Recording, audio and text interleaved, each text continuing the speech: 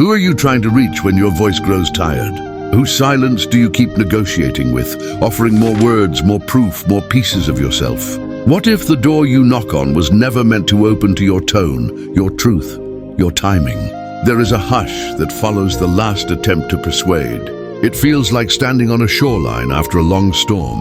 No more debating the waves, no more pleading with the wind. Just the rhythm of breath, just the slow return of your own company. You notice how the air holds you without asking for a speech.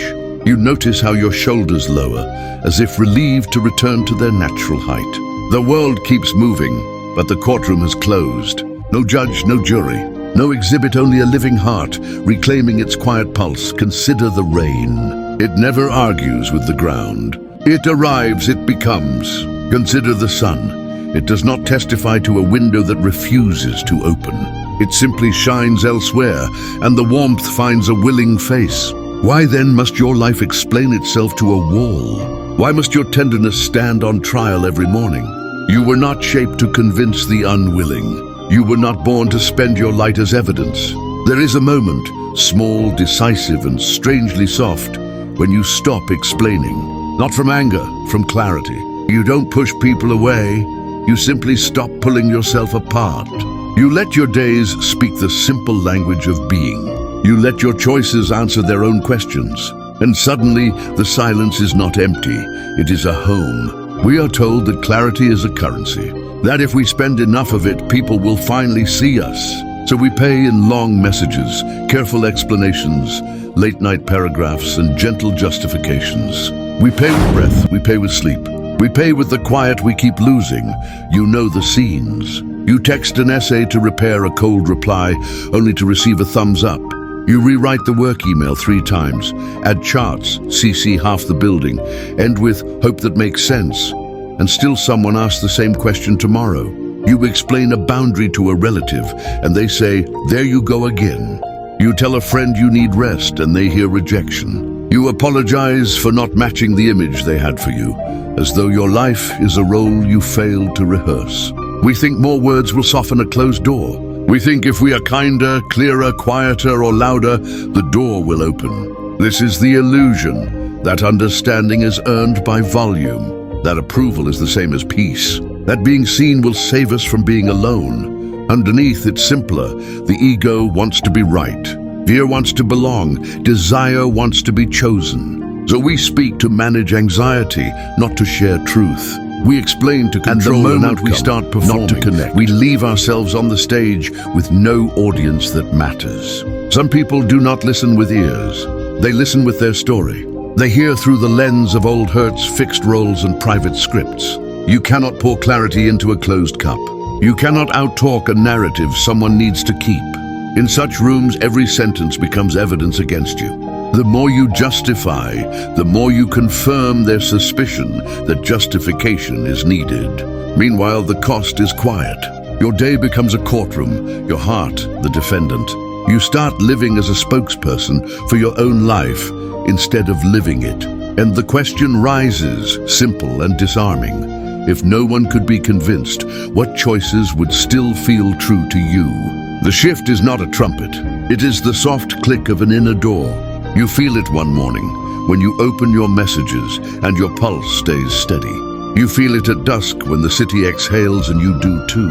Nothing dramatic, only a small clearing inside the chest, like a room finally aired out. Before, every silence felt dangerous. You rushed to fill it with proof. You translated your heart into formats other people preferred. You packed your truth into bullet points. You begged a closed window to feel the wind. After the silence becomes a field, you let things breathe. You do not confuse your worth with someone's weather. You answer simply or not at all. You allow time to do some of the talking. You let reality become the explanation. A day arrives when someone misreads you at the table. Their tone is sharp, their story already written. You notice the old reflex flare up, the urge to defend, to tour them through your private rooms. Instead, you choose a softer road. You name your intention in one clean line. You keep your seat, you pass the salt. The sky does not fall. Your breath returns like a tide that remembers the shore. It is not indifference, it is respect. for your energy, for their autonomy, for the space where understanding grows or doesn't. You stop trespassing into other people's minds. You stop renting out your peace to the next misunderstanding. You become a careful gardener, water where life responds, step back where the soil refuses. The body knows this shift first. Shoulders lower, jaw unhooks. Sleep is less crowded. The inner narrator quiets down, as if exhausted from years of commentary. In the quiet, small joys reappear. The warmth of a mug, the texture of bread, the way light slides across a wall.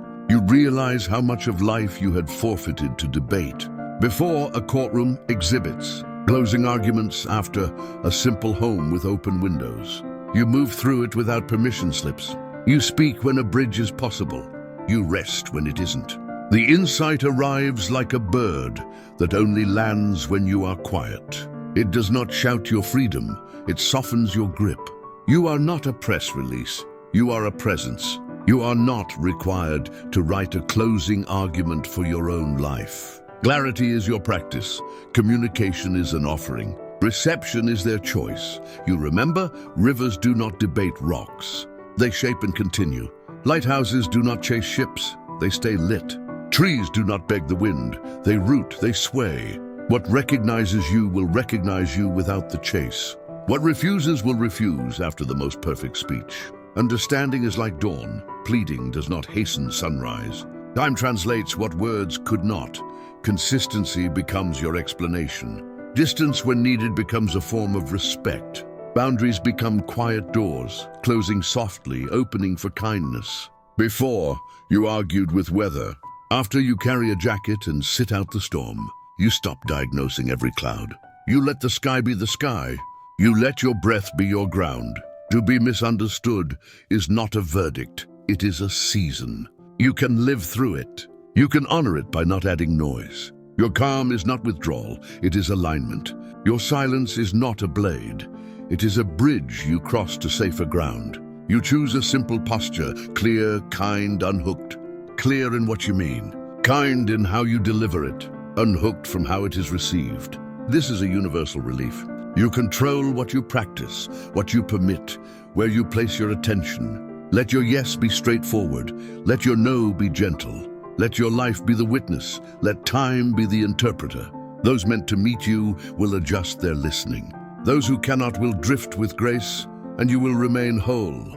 Evening finds you. The day sits down beside you. There is nothing to fix, nothing to prove. Only breath. Only the soft weight of your own presence. You notice how conversations have changed, not because the world became gentler, but because you did.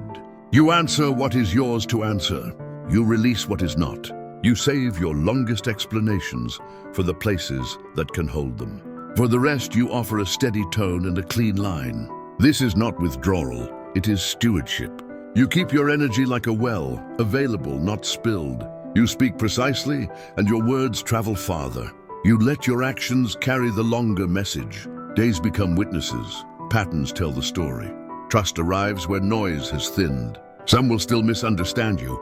You bless them quietly by not wrestling their certainty. You let them keep their weather. You keep your sky. You learn to meet pressure with softness, accusation with clarity, confusion with time. You do not perform presence, you inhabit it. Small rituals return. You give the morning a few slow moments before the world begins. You taste food without a hurry. You walk without turning your life into an announcement. The mind that once sprinted for approval now strolls with attention. You hear things you used to miss. The way light rests on a table, the low hum of ordinary mercy in a day that did not ask you to argue. There is room now for warmth, for laughter that doesn't negotiate, for love that is not a debate team. You open where you are met, close where you are drained, and do both without drama. Boundaries stop sounding like fences and start feeling like doors with honest hinges. If someone truly wants to know you, they will ask with care. You will answer with ease. If they need a version of you that injures your peace, you will let the version go. Not as a punishment, as a path. You have nothing to hide. You simply refuse to trade your quiet for permission to exist. And in that refusal, life becomes simple again. Be the light that stands, not the flame that pleads.